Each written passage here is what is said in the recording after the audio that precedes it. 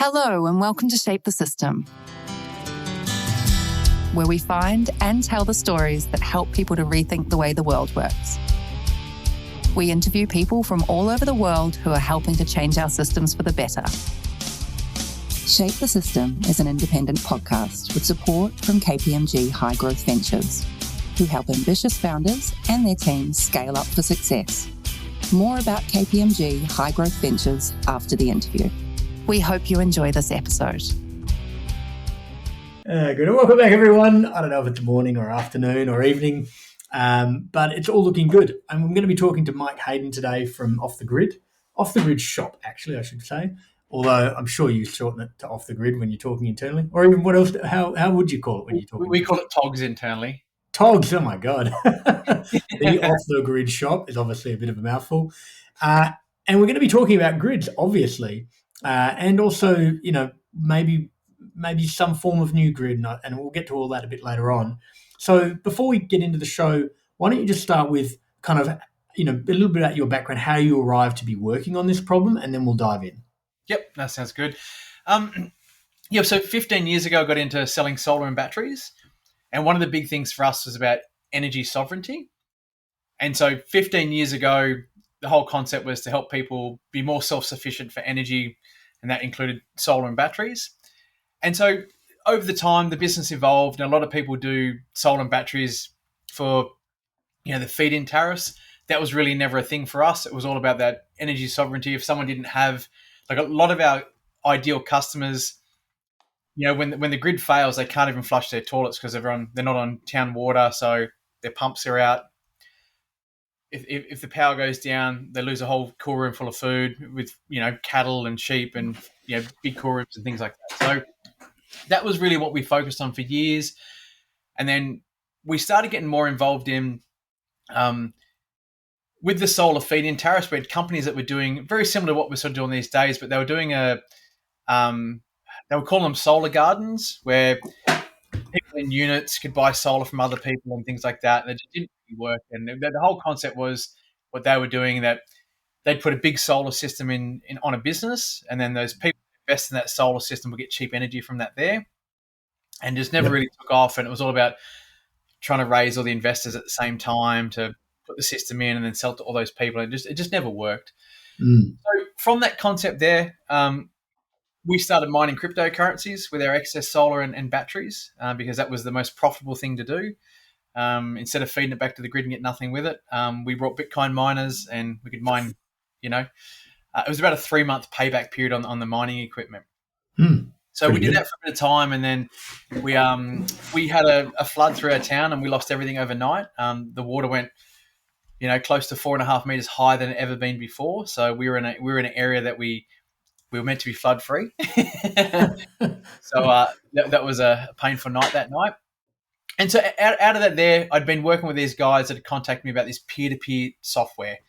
And it was about buying and selling and trading energy. And it was about, we didn't have to find a business to put in a big solar system. It was literally mums and dads could trade energy on the market. And we saw an opportunity for our customers that we've been selling solar batteries for years, that everyone was unhappy. They weren't getting good feed-in tariffs. And we saw that we could find business owners that want to get cheaper energy. That over the years, we've quoted so many places where the landlord said, no, you can't have solar up. It's going to leak in my roof. And big businesses that, would be ideal for solar. This software really opened up that, where we could take renewable energy from mums and dads at home and sell it to a big business. And it was a win-win for everyone. So the mums and dads were getting more for their solar and batteries at home, and the business was saving money on energy. Right. Okay. And we want to talk about, so that's kind of where TOGS has ended up, or part of where it's ended up. I don't want to narrow it too much. But in terms of you personally working on this problem, was it just the evolution of, I've been around for 15 years and I've been around this space for 15 years. How did you get into it in the first place, though? When I got into batteries in the first place, I had a few different businesses. I had a sales company. I was doing some business coaching. Worked a lot in the, and when I say energy space, more human energy. Worked in a lot of that, and then I sold one of my businesses, which was caravan and motorhome solar. And after doing that, my wife and I grabbed a solar panel and a battery, and we went around Australia on a trip in our 4-wheel drive. And I met this crazy guy who was into permaculture, all about sustainability. And I just loved the solar and battery side of it. And for us, we were in the middle of Sydney. We grew our own food, had our own water. We didn't have solar and batteries. And so it was one of the things that once I met this guy, I really understood it all. I thought, we ended up putting solar and batteries in our house. And we opened our house to the public as a demonstration site in the middle of Sydney, Right. like off-grid in the middle of Sydney. Right. People would come around the house and say, "Hey, Mike, it's all good. These growing these tomatoes and you're harvesting your water, but what's this stuff over in the corner? This solar and batteries?" And I love technology, so I would tell people about it. And back in the day, you wouldn't go off grid financially. It was crazy to do it. Like even now today, it's a bit of a hit and miss to do it from a financial point of view.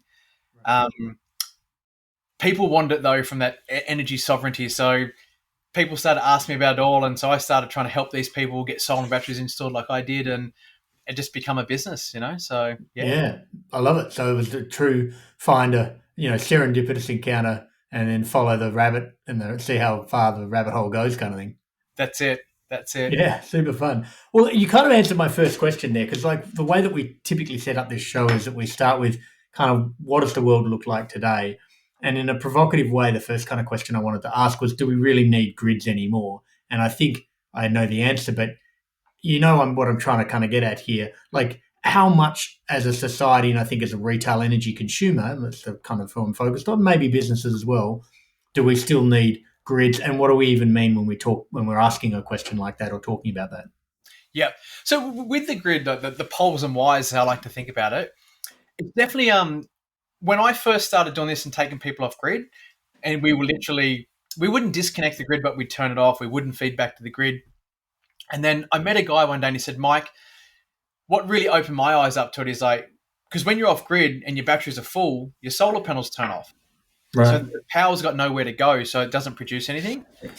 And what Tony said to me, he said, "Mike, just imagine if you're still connected to the grid, you could feed the energy back to the grid and your neighbor could be using it." Mm-hmm. And so that really changed my opinion from back in the day when we were sort of not feeding back to the grid and we were designing systems that self-sufficient. Is like, right, if we can put all that excess back into the grid, we're going to make the grid renewable by default. And my neighbor, if she didn't like using solar or not, which she didn't, she was completely against everything we did in Sydney. She was living on renewable energy. So I took that approach of like, I just would fill every roof, put as much solar and batteries up as possible and feed back to the grid as much as possible to make the grid more renewable. So, we definitely, we want the grid. I think this is more about how we share and who benefits from, providing the services to the network. Yeah. And like in some respects, like the initial idea is a false premise, which is energy security and connection to the grid are, Venn diagrams that should never overlap. It's possible to have energy security and be connected to the grid, and those things can coexist in a complementary way rather than, I don't want to be on the grid, I want to be off the grid. Well, no, I want my electricity to still work when the grid doesn't work for me. Yep. Might be the better way to sort of frame that. And this kind of leads to my second question, which is the real kind of meaty question here. I want to understand kind of the balance of power today in the existing structures that either generate the electricity or sell the electricity or consume the electricity. Like, who holds the power in that dynamic? How is that working or not working for the stakeholders today? Or like, where did the balance of power sit? Yeah, well, so from a generation point of view, in Australia, rooftop solar is, in the middle of the day, it is their number one generation source. Right. So, but from a financial point of view of who controls the money, and this is what I suppose we want to change with our software, is the energy retailers are making all the profit because they've got all this asset that they haven't had to invest in. They don't need to maintain it or look after it, but they get all this solar that turns up every day that they're never paid for. Right. They give the homeowners nothing for it, and then they sell it to business owners for, in some days, I'm talking 50, 60 times what they're paying for it, they're selling it to a business owner. So it'd be, exciting to have a 50x return every day on your money, wouldn't it? Yeah. Daily. I think what other businesses have that. Probably nothing that is legitimate. Exactly. Pokie machine, maybe? Yes. So from a generation point of view, that grassroots, the end users, we're powering the network most days in Australia. But the big energy retailers are the ones taking all the benefit. And on the other side of that as well, like to, give them a bit of credit where credit's due. they've also invested in solar farms and wind farms that are not making the profits back because all the rooftop solar is providing the network. So they have to turn all their assets off because we're providing that power to the network. So, And then would you say it's a transitionary dynamic? Like this is kind of where we're at because we're still running a system that was built for centralized, large scale, fossil fuel based power generation. And we now have a bunch of decentralized or at least distributed, small scale and large scale that's highly variable, whereas previously it wasn't as variable. And so the energy systems aren't necessarily wrong, but the change in energy systems has meant that the way that the market discovers price is not working as well as it could for the participants. Yep, that's it. Look, it is a transition, and even for the big energy retailers, like they're in a situation where they keep putting prices up. Just price gouging is how I sort of think about it because they're on borrowed time. They're to that point of the amount of people that are going solar and batteries, and energy usage has actually gone down in Australia from 2010 till today. We use less and less energy from the networks every single day. So I think it's solar, energy efficiency, all the batteries. So we might consume more, but the amount we need from the grid is going down. Exactly. Yeah, well, that makes sense. So the big businesses that generate and do the energy retailing, like there's been less and less energy. So I think they do need to increase their prices because they need to make the same money from less resources. Yeah, or from less customer need as well. And just like if we sort of zoom out from Australia for a second and think about this maybe in an international context, every country in some degree is going through this transition at the moment, right? Yep. If you look at all the charts in terms of what renewables doing and batteries are doing, I actually just saw an article in Renew Economy, which is a publication in Australia for those not listening from Australia, that said that batteries actually overtook coal for peak energy demand after hours, basically after the sun goes down in WA, which is the world's largest isolated grid. So clearly this is happening more broadly. Would you say that there's any countries that have changed or adapted their grid and the way that their energy markets are either set up or operated or regulated to better lean into this newer dynamic? Is anyone doing this well? Yeah, definitely. So I went to Texas last year. Okay, that's fun. They work identical to our network, how it works over here in Australia. So they're really well set up, and we all deal with the same issue. And this is why my belief is that decentralized energy, one of the big things in Texas, and we have the exact same thing here, is congestion. So we've got all these big solar farms and wind farms at the back of nowhere. And when we really need it, we can't transmit it and get it to where it's actually needed because there's a bottleneck somewhere in the network. Right. So having more solar and rooftop solar and batteries in on businesses and on people's homes where we really need that energy is going to help free up that congestion. And they actually have a congestion tax in really? Yeah, in Texas. Dallas is where they have the congestion tax. We don't have that over here in Australia. But it's when there's a certain strain on the network and they can't get the energy through, they increase the prices, so it forces someone else from another area to push more energy into the grid. And is it a push or a pull? Like, are they incentivize like a surge pricing where they're like, it'll bring more drivers in, or they're penalizing people for getting in a car at that moment and using the energy? No, they're increasing the price to get people to deliver more energy to the network. So it is a push. Because they have guarantees to keep the power up. That's, the power going down. So they increase the prices to crazy prices to convince everyone to turn everything on. Well, not the end users. It's the generators to turn all their generators on and put as much energy into the grid to help stabilize the grid so it doesn't go down. Yeah. And so we've kind of floated into a few different directions, which is always fun on this show. We have rabbit holes and tangents and I love it. But I kind of want to bring it back to kind of the two or three big challenges that face an electricity network like an Australian one right now, like variability. The fact that there's variable production is one of the challenges, I'd say.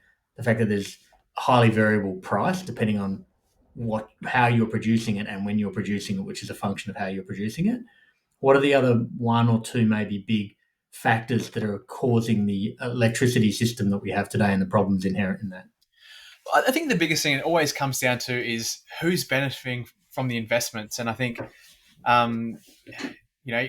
everyone's sort of got their own perception of they've invested all this money into, whether it's just home solar or the big businesses invested into solar farms and batteries. And I think that's the biggest thing that we require to work out is what each investor is going to get back. And because we've got enough renewables, we've got enough batteries. It is just that orchestration of who's getting paid for what, who's going to benefit from what market. And I think the big guys, they set the rules, but they don't want to change the rules because it's going to cost their, bottom dollar.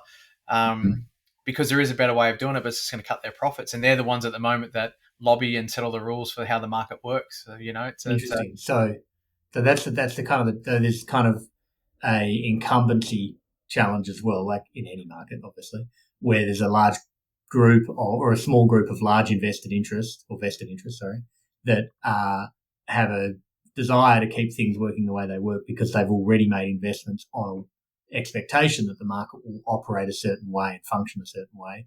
That's and it. Changing that is to their detriment, even if it's the right thing to do or the obvious thing to do or the efficient thing to do. All right, cool. So we've got a bit of a sense of it, and this problem is not unique to Australia. I did ask the question, though, if there's any country that's doing this well, that's actually solved a bunch of these challenges by reorchestrating the way that their market works or is regulated. Is there anyone who's kind of thrown the whole rule book out and started again? I wouldn't say a country, but I would say Octopus Energy from the UK. Right. They have really nailed the peer-to-peer, decentralised, and orchestration of EVs, batteries, and solar. And yeah, so they've done a really good job at that there. But yeah, it's the same as in the States. Like the States is way too decentralised, and like California, they have so much renewable energy, and it's actually one of the most expensive grids in the country.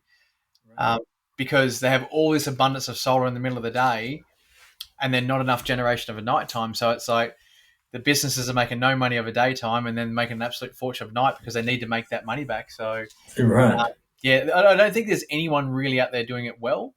If I say anyone, Tasmania is 100% renewable energy and self-sufficient. So, so just basically you need to be really wet and have not too many people. Exactly. Yeah. And it's funny. Sorry, go. I was going to say Canada's another country as well. When you think about Canada's got really low cost power. It is that hydro consistent power. I can say Canada and Tasmania because they both have hydro. It's very cheap, easy, stable energy. So yeah. Okay, so we kind of lay the land a bit, and so this world's not changing. Like I think batteries might change this slightly because a big part of the challenge, if we recount this, is that just taking away the vested interest for a minute, the nature of generating power from renewables, just the pure generation of it, is that it's weather dependent and therefore time of day dependent. And that doesn't necessarily perfectly line up with how we use energy. Now, we can shift some of our usage to the middle of the day to use solar, for example, or have devices that need to run at some point during the day and just wait till it's what they think is going to be the cheapest. But ultimately, it's not going to completely absolve us of the fact that this grid's going to run differently. So if we assume that these conditions are going to stay like this or even get more pronounced, which it's anyone's guess, like what happens now? Like when you as Togs, the off the grid shop, like how do you lean into this? What do you see as the opportunities? What are the one or two innovations that you're sort of bringing to market to live in this new world? Yeah, the biggest thing is I think software and control. I've changed my title on my business card to CEO, which means Chief Energy Orchestrator. Right. So it is just the control and flow of energy. It's one of the biggest things that dealing with customers of, most people want to spend the money and get a $0 bill or get in credit. That's what they want. And sometimes people don't know what's the best thing for them in certain situations. So that control and flow of all the different assets we've got on the network is going to be the biggest challenge and the biggest opportunity at the same time. Yeah. And if you think about your proposition now to a client, is that you just said that most of the clients, want to invest the money and get a zero or positive credit. Is that essentially what you're now setting yourselves up to solve? Is that kind of what you see as the thing you deliver to market? 100%. Like we've got a few different brand names and things that we do in the business. And to me, it's building a decentralized energy company where we're putting solar and batteries in people's houses for generation. We're finding business customers that want to save money on energy. and we're taking that generation, selling it to the buyers, and we're controlling all that energy flow. We've never been able to do that in the situation, the technology's never been there to be able to have your own energy company. Technically, I'm just another Origin Energy these days. I've got solar and battery customers, and I've got my business customers, and we just facilitate the buying and selling the energy, and we got a company, So. And so you said the technology's never been available. What technology or technologies are supporting this? Is it stuff that you've had to develop or extend in-house, or like help me understand the technology stack? One of the biggest things that's been a game changer is smart meters. Yeah. Because before it was a bit like with the old wind back meters, it was just everyone dumps their energy into the pool, and there was a bit of an estimate of how everyone got paid. Now with smart meters, everything's time stamped per 5 minutes. Yep. And then the same thing with solar and batteries, or having all that generation, we can log in remotely into someone's system and discharge the energy back to the grid of a night time. So where years ago, the systems were never designed to do that. They were literally, when the grid failed, you had power. It was never designed to set it back the other way. Where now, I'd probably say in the last 5 or 6 years has been really a lot more manufacturers designing systems and software that we can control and feed back to the grid to balance the network and help support it. And then practically speaking, you're playing the role of a switch that sits between energy generation and energy consumption, and saying what's being produced here and how much could we sell it for here and how do we get it from A to B. But then to do that, obviously, there's distributed customers. Yep. So they're, obviously why you set up some other brands, they're not off the grid. They're connected to each other through the grid, but in a sense, like I'm trying to, like the thing that I think people battle with, and this is the thing I'm trying to break down for people in their minds, is the electrons are everywhere, right? So if I turn on a light switch here and I'm getting the power from some guy 400 kilometers away who has a solar farm, the electrons aren't actually coming from his solar farm to my light switch.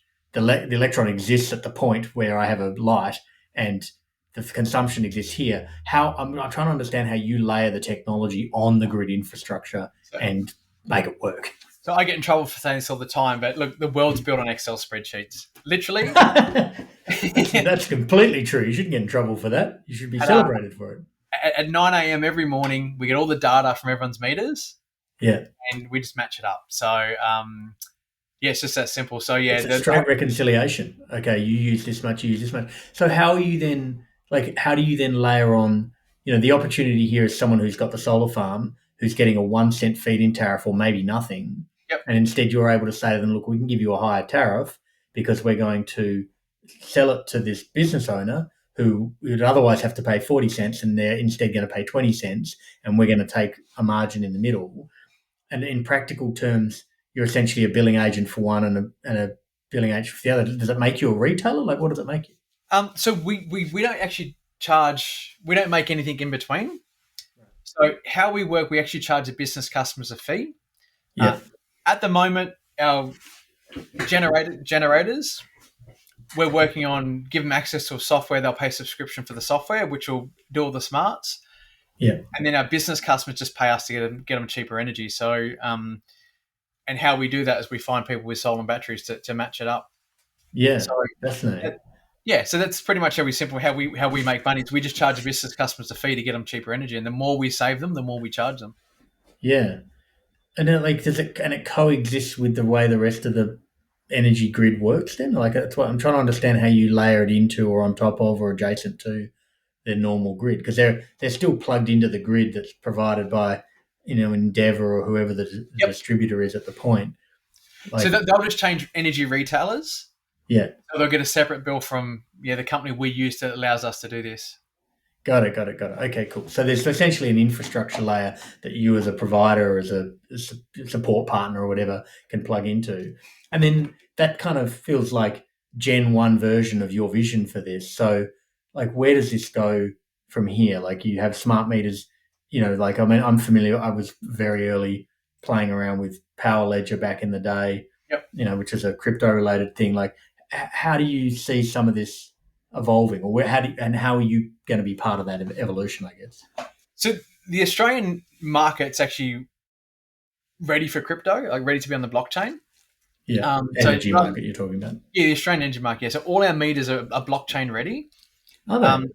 Yeah. So come 2030, and I think what we're preparing for as a business, if you walk into a supermarket in Australia like Audi or Coles or any of these big players, they're big signs saying, hey, look, we're 100% renewable energy. Right. At the moment, how they do that, they just have to buy enough renewable energy certificates for 24 hours a day. Yep. Come 2030, everyone's going to have all their meters have to be smart meters, so everything will be timestamped per 5 minutes.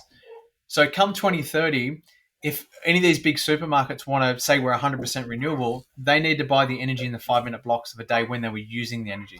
Wow. Yeah. So as a business for us, what we're preparing for with our software, we want all our customers where we're peer-to-peer and selling between each other. Great. We want our software to be able in the situation that we can then take all those carbon credits that weren't sold peer-to-peer between each other, and we can go and on-sell that to the big guys and get more money for our customers by selling the carbon credits. Because that's what's going to happen with the big retailers in Australia. They're going to they'll start selling all those carbon credits that everyone at home that has solar batteries, and they won't pass any of that on to the end user. And that will create a kind of a gap in the equity of the whole situation, right? Because someone who has made the investment into that capital infrastructure to provide that outcome will be being shortchanged because, they're kind of caught up in the great unwashed rather than being able to actually be rewarded for the value that they're adding to the network or to the participant on the network. Yep, exactly. And even right now, like there's a massive rebate in Australia. It's worth $17,500 as we shoot this. Come January next year, it's going to be worth $15,000, and it goes down by about $2,500 every year till 2030. Yeah. Even right now, people with that are putting solar and batteries in and struggling to get a return on their investment because they've been promised the energy prices would go through the roof, and they haven't. Their prices are coming down and down and down. So with what we're doing peer-to-peer, we're getting people better returns because every day we're selling energy to someone that's buying it, where when they're playing the big boys game, maybe 10 times a year, the prices go to $23 a kilowatt hour. And then it's normally something breaks or something dramatic has to happen in the market for those prices to get to that. We're doing every night, we sell someone's batteries to another one's business, and customers get a return every day. Yeah. And so, like, full disclosure, I'm an investor in Amber, so I'm going to talk about them having known about their business model. How does, like, what you're doing not compare, but sit alongside that type of model? And just to explain to people what Amber does, not to steal it, but they're doing some degree of control, but they're still plugged into the larger market. They're not actually doing what you're doing around connecting a customer to an actual business. Like, help me understand exactly the so distinction. Amber still plays on the big boys rules, so it's on the wholesale market. Right. So Amber really relies on the prices to be low in the middle of the day, which they are, or go high over night time to be able to sell and make money. Right. So if those prices don't go high, there's no benefit of being with Amber. With what we're doing, we are selling that battery power every night to someone's business. Yeah. So, okay. So it's really interesting because it's almost, if to think about it in terms of there's decentralized to centralized, but what you're saying is decentralized to decentralized on both sides of the equation. Yep. Is actually probably the greater. And do you think, like, either of these two can coexist, obviously, but there's a higher degree of return for stakeholders if you actually have decentralized on both sides? Yep, totally. 100%. Yeah. But it's more that we're in control of what we set the prices for. Like, like I always say, as long as you're with anyone except the big four, go for it. That could be true for banking as well. In everything. So, it's one of the problems why the small guys never grow is because we just never have the funding or the capital, because people are as honest as they are profitable. Is a business partner used to say to me, but I have so many customers over the years that everyone just, all they care about is their energy bill at the end of the day, and they're not willing to pay a bit more to help the peer-to-peer out or get involved in these small, more grassroots sort of projects. Yeah. And even with Amber, the amount of people that join Amber for a month and then they leave because it wasn't what they thought it was going to be, but if they stayed with Amber for a 12-month period, they will be better off. But people just come and go, and they're so focused on, I want a result this month or next month, and and even the amount of time that the algorithms need to learn your energy usage and your patterns, and people just don't give it time, you know. Yeah, that's interesting you said that. I mean, I remember having a chat to one of the solar brands years ago, like talking to them about green finance because I was interested in what role that plays. And I asked him about the motivations of a household. And I said, is it about, sustainability? He goes, oh, he just kind of almost scoffed at me. And I said, is it about money? And he said, in a way, but the thing he indicated was that, and I found this fascinating, and you might challenge this, but he said, it's actually about someone being able to turn on a thing and just not care. Yep. They just don't want to think about this stuff. They just want to be able to turn on the aircon and not worry about whether it's going to be a problem later on and just get on with living their life. And, when someone puts solar on, I mean, especially in WA when it's 40 degrees for 6 months at a time, if they've got solar on the roof and it's probably around the same time as that it's hot, that there's a lot of sun, then you can just switch the air conditioning on and it honestly doesn't matter. It just doesn't matter. You don't have to think about it. Exactly. And it's that consistency. I think, people like consistency. Yeah. So when it comes to Amber, that up and down roller coaster of 1 month in credit, it's next month your bills a fortune. People can't stand that. And I think coming back to the big energy retailers, why the majority with them? Because people just want $1,000 bill every month. It's the same with what we do with the business savings with people. We save people a lot of money, and then they're like, Mike, my bill was $2,000 last month. Why did it go up? And then you look at it and go, well, you're lucky you're with us, because if you're with another traditional retailer, you use twice as much energy and it only went up by a third. Yeah. People don't actually look at the kilowatt hours and what they use. They look at the number of dollars that they're paying. Yeah, fascinating. Pay attention to. I've got no idea. I mean, that would be the ultimate in energy resiliency, is to say it's just a capped energy price. It's what you pay your $100 for your NBN, $400 for your energy, and it's always $400. Go nuts. Yep. I mean, we've played around with this business model, and look, it's doable. It's literally doable to put solar batteries in people's houses and give them a fixed price for 10 years. Yeah. But with that, it's like you're sort of pushing that 7-year mark before you get a return on your investment. And that's sort of the hard thing with raising capital and doing this sort of stuff. It's just it's a long time between drinks, to get in some respects, that's what the major retailer, gentailers, so the ones who are doing both generation and retail, are doing, is they're making a large infrastructure investment so you can have the comfort of knowing that your bill is roughly the same amount every month, regardless of your usage, so that you can sleep more at night and worry less about whether it's $40 or minus $40 or $140. Super fascinating. And then, the inflection points, and there's kind of a few points that are happening at once, right? Well, solar's already the biggest game in town, or if not, depending on which state you're in, but essentially is or will be soon very big. And as soon as you add wind, it's clearly the biggest game in town, but only for when those assets are being fully utilised, sun's shining, wind's blowing. Batteries adoption is coming fast, driven both by the households and the grants that you mentioned, and also what the government, what private investment's doing and what the large gentailers are doing. What's happening in the next 3 to 5 years? How is this playing out, and what is that doing to how you're thinking about, TOGs and the off-the-grid shop? So I think the next big thing we're looking at is the technology of the batteries. A lot of people still don't like lithium, and they're concerned about that technology of fires and safety. And the sodium. You say a lot of people. Sorry, are you saying people in their own houses, or regulators, or councils? Like, is it a bigger problem, or is it just the individual who gets to choose and could do it, but it's like, I don't want lithium in my house? Yeah, I think end users. So with the way the rebates work at the moment, there's a lot of stuff around safety to be able to get access to the rebate. So I think the government have, they're sort of saying, if you want this rebate, it needs to be a safe, compliant install. Yeah. So I think there is a bit of worry from the top end, but there is a lot of end users that just don't want it in their house, or they want it outside, and they're worried about something happening. So I think that next level of technology with sodium-ion batteries, or whatever the next thing is, and there's even you can. We're trying to get a license at the moment from a company in the States where you can actually 3D print batteries, Cool. And that'll be game changing. You can it's a solid state technology.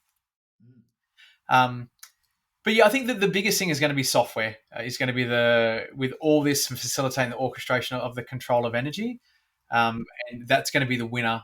And that's, I suppose, my focus is not the hardware. when I first got involved in this, no one was selling batteries. I remember a guy saying to me, said, "Mate, you'll go broke selling only systems with batteries." And 15 years later, we're still here and we sell systems only with batteries. It's interesting. I remember I was having a conversation with someone a while back relating to the finance part because of my background and time spent in there. And the insight that I didn't have it, someone shared it with me, but I was privy to it, was that if you can get a battery into the household, then you get the data that no one else gets, which helps you understand everything else. Totally. And without that data, how the F are you going to know what to do and what's important and where the priorities and the opportunities are? And it's like, without that, you're flying blind. You're just another dumb instrument in the house. Yep, exactly. No, it's definitely the monitoring. It's one thing I learned earlier in the days. I had we sold these solar batteries to a lady, and she didn't want to spend the $2,000 on the monitoring, so we did it all. And then a few days had the systems just flat batteries, and she's just complaining like nothing's ever working. And so I remember going around there and saying, "Look, I'll pay the money and I'll put the monitoring in, and then if I'm right, you're wrong, you're paying. Yeah, all good." So we installed the monitoring. As I was walking out the door in the backyard, I just noticed this sort of spa top. I was like, "What's that?" She's like, "Oh, it's my heated spa." I'm like, "You never told me about that." She was like, "I didn't think it'd use much energy." And I was like, "It's boiling." A heated spa. Totally. So it's boiling a ton of water. She's like, "Oh." So from that point on, every system, I just priced every system in monitoring. It saved me so many headaches over the years of people arguing with you if things not working. As you got that data, it's like, well, hang on. Yeah, we've had so many instances over the years where the data's just saved me because I'm like, you can see the information. So fascinating. Yeah. And from the way that you kind of, we're circling right back to what you said right up front, if you get a household now, I want to talk about business in a sec, but if you get a household who comes and says, "I want to do better," whatever that is, then your starting position is, if you don't have some degree of energy generation and some degree of energy storage and some degree of monitoring, your ability to do better is limited. So your starting position is, what are the three levers we're pulling in that regard? And then we go from there. Yep. So with these days, with even like a smart meter, if someone's got a smart meter, you can grab all the data out of the energy app from the energy company. So right. So straight away, there's a lot of information, but we always really want to look at the data to start with, because a lot of people don't realize the true financial cost, what it takes to be self-sufficient at home. And another big thing we deal with, which it's getting better and better now, was roof space. Right. When I first went to go off grid, I had 3 people come around and quote me in Sydney and said, "Mate, you can't do it." No one said you can't do it because of this. They said you just can't do it. And then finally, when I met the guy that taught me everything I know, he was like, "Well, you can't do it, mate, because you're using too much energy. Your roof space not big enough to create enough energy, so reduce your load." So we did that, and we reduced the load, and that's what would let us go off grid. But these days now, with all this free solar in the middle of the day in abundance, so we need minimal solar, because between 10 and 3 o'clock, we can charge batteries for next to nothing every day. Mm-hmm. And then when prices are expensive, we don't need to buy from the grid. We can be self-sufficient on batteries. And so the dynamic here is shifting from one of have to generate your own power to store a bit to just store everything, just store the power. There's enough power out there at certain times a day, and as long as you've got enough storage to get you through, a period where there might be a lull for a day or 5 days of no sunshine in a large swathe of Australia, then if you're set up for that, then there may be instances where you are still heavily dependent and have a price problem as a result. But overwhelmingly, 97% of the time, you're fine, just with a battery setup. Yep. Yeah, most of our customers, even without a battery or solar panels on our software, most customers save 20 to 30% on their energy bills just to switch into the wholesale energy market. Yeah, right. Okay. So just even and where that, still on residential, so from someone like a renter's perspective, that's actually a massive boon, because they can do nothing that involves talking to their landlord about, please, can you improve the house? They can just go ahead. If you're thinking about the business owner, then how are their needs different? Yeah, because they're doing something with the energy. Do they only operate within a certain type of day, or they have to have guaranteed amount of energy? Like, what's happening different on the business side? We get better results for businesses because of normally their profile. We love bakeries, we love cafes, businesses that operate shut and go home at 3 o'clock or operate all weekend. Yeah. Because they use so much more energy when the prices are cheaper, their overall prices, I'll give you an example. In New South Wales, we've got a bakery down here. Their their flat rate all day is about 25 cents on a bad month. And straight across the road, we've got a motel. They've got solar, and their flat rate's 33 cents because they use most of their usage of a night time when the energy prices are high. So the business that doesn't have any solar, which uses energy during the daytime, that ultimate cheaper period, they win. So yeah, fascinating. And so is there this is still kind of businesses that are not using the electricity to power metal smelting or something. So it's not industrial energy users; it's retail businesses. I don't know if I'm not sure if I'm using the right term, but it's places of business that might have staff turning up and customers turning up and a shop being open, and they just need energy for lighting and power and TVs and the types of things you might need energy for at home. It's just that they have a particular profile based on whatever business they're in. Yeah, well, pretty much anyone that uses energy before 5 o'clock of an evening. Right. It's just that simple. If someone uses, 70% of their energy over daytime, 30% of a night, they'll be saving about 30% on their energy consumption. Yeah. It's interesting. I work from home, as you can probably tell from back here. And I fit that bill because the majority of my energy usage is from 8 in the morning till 5 in the afternoon. I'm in a house that needs a whole lot more insulation, and I unfortunately have to heat it because I'm in the Blue Mountains. It gets quite cold. And so there's definitely a little gap here in being able to heat my home, and I'm having to use a heater. Even today, on the 2nd of December, when we're recording this, which is, by the way, for anyone in the Northern Hemisphere, it's supposed to be summer. It's the second day of summer, and it was at 7 degrees this morning up here, or whatever that is, 40 degrees Fahrenheit, something horrible. And I'm 9 hours up the road and it's over 30, so... Oh, don't tell me about that. 9 hours driving, by the way. Yeah. So just, I want to just close out this bit looking forward, though. So, because it's challenges and it's opportunities. You think that this is all going to be rooted in software. The thing that I kind of wanted to kind of loop back to then is software in its rawest form of protocols, right? They're things that govern how things work and that can be put into code. And blockchain is a protocol. Is there not a risk here that this gets so beautifully worked into protocols that the opportunity to build a business in this market goes away because protocols just run the whole thing? I think one of the biggest things we focus on every single month in our business is delivering the message to the customer, the good and the bad news. Right. And I really think it's a long time away before people will trust a computer or would prefer that information from a computer than a human. Because that's one of the biggest things we do is we deliver that news, and I think it's going to be the same thing over the years of coming forward in the future, of giving people the information of why they got the results they got last month. Because the guys that build the software are not very good at communicating. The reason that to get that they're definitely guys, by the way. Sure. Yeah. Totally. Sexism works in both directions. So I think that there's going to be still a huge opportunity for a long time of that communication to get that message across to customers about why things are happening and what results they get. Because it is people, everything's relevant to everyone, but it's funny. I have customers who have spent $20,000 with us and the happiest people in the world, and those people spend hundreds of thousands of dollars and they hate me, because they just don't understand. But to them, the money's just all relevant for everyone's each situation. But people spend a lot of money and they want a return on their investment. They just don't understand it. And once people understand the reason things happen, and Local Vaults is one of the companies we use for our software, and they're transparent, so people see everything on the bills. Even that there's two ways of thing that people don't understand, that when you buy energy from the market, if you don't pay your bill on day one, the market actually has the opportunity. Well, they charge you interest on that energy. And the same thing, if you sell to the grid until it's paid and settled, they pay you interest on that.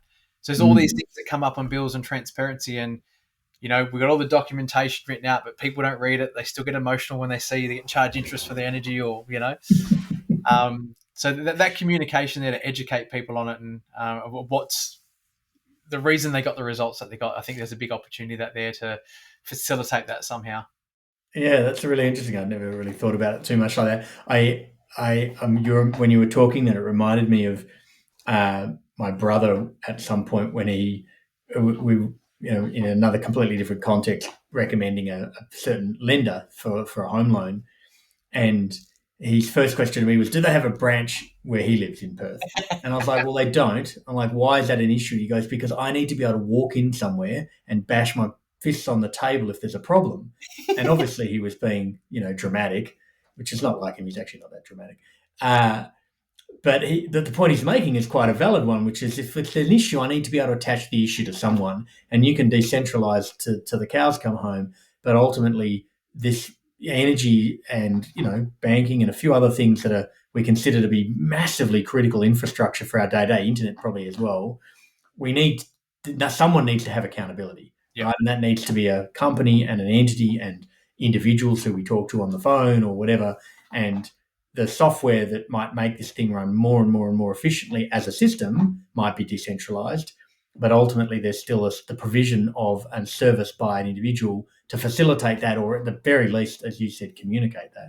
Yep, totally. I think people just want to talk to a human. We've invested in the off-grid shop.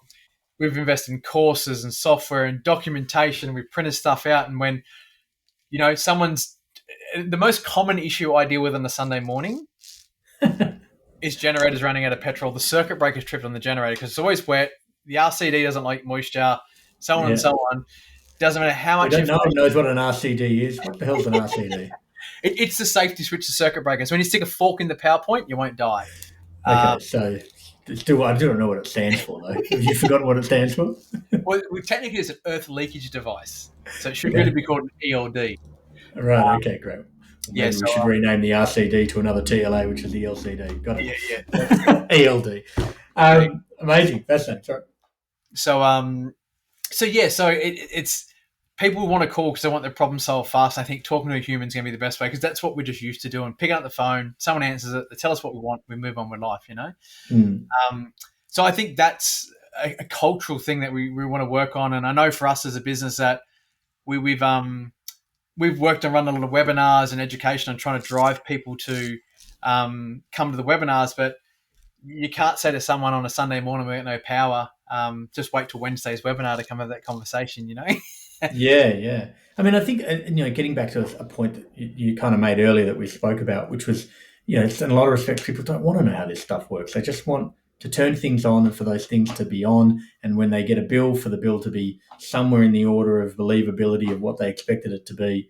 Yep. And for that to not move around too much, regardless of the weather or the geopolitical environment, or the state of whether AGL has bothered to maintain this particular coal station or not in the previous period or whatever it is. And decentralized, ironically, might give us more stability even with all of the variability because of the nature of the way that a system works, when you have more participants in it rather than, a centralized nature. It's fascinating space. And like the idea that one of the biggest levers for creating a highly valuable energy company in whatever that context is, retailer or the like, is to be just really good at communications is a wonderful. I mean, marketers would be so proud. My son said the other day, we were driving home and I was like, mate, and he goes, Dad, don't say it. I said, say what? And he goes, it's my responsibility to get my message across to you. The teacher is just like, it's your problem to get your message across to me. Yeah. And that's in anything in your life and everything's sales. And it's all about getting your message across to whether you're trying to raise money or run a business or get a customer on board or convince your wife to do something. It is literally getting that message across. Yeah. And inversely, what we have here is a failure to communicate. Totally get it.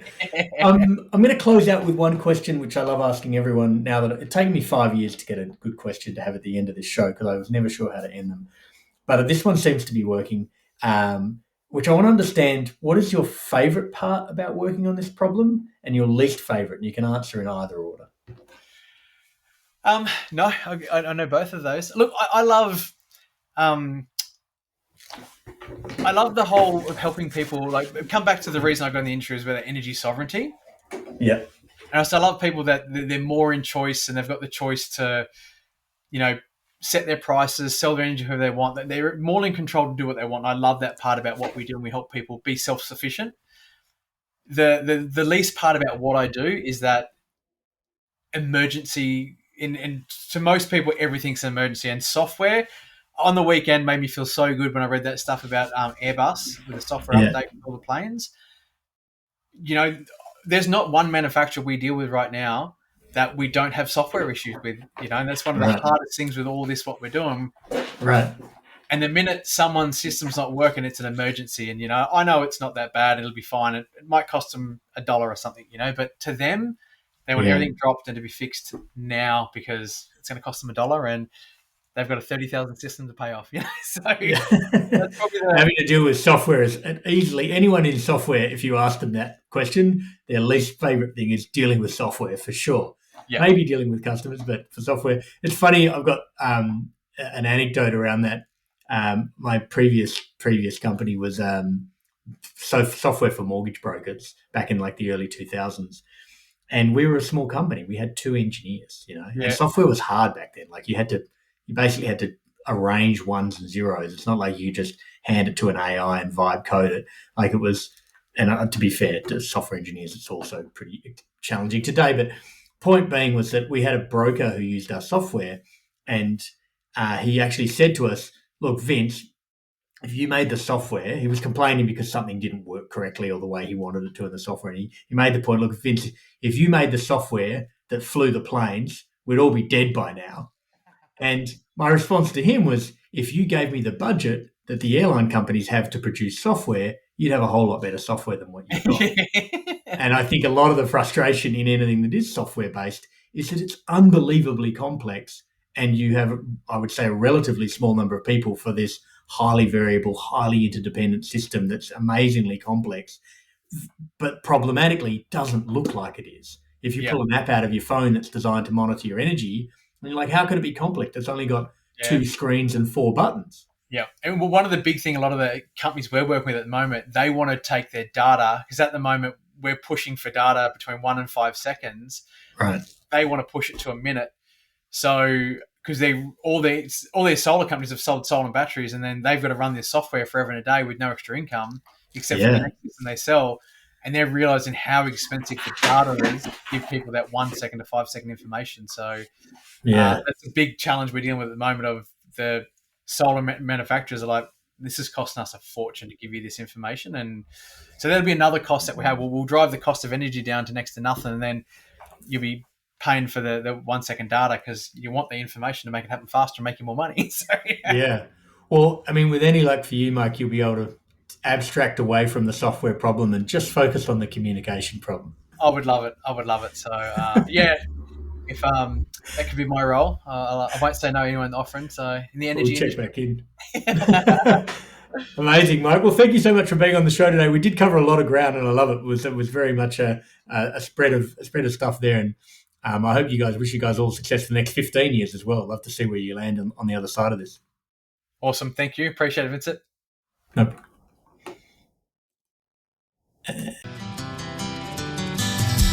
We hope you enjoyed this episode of Shape the System.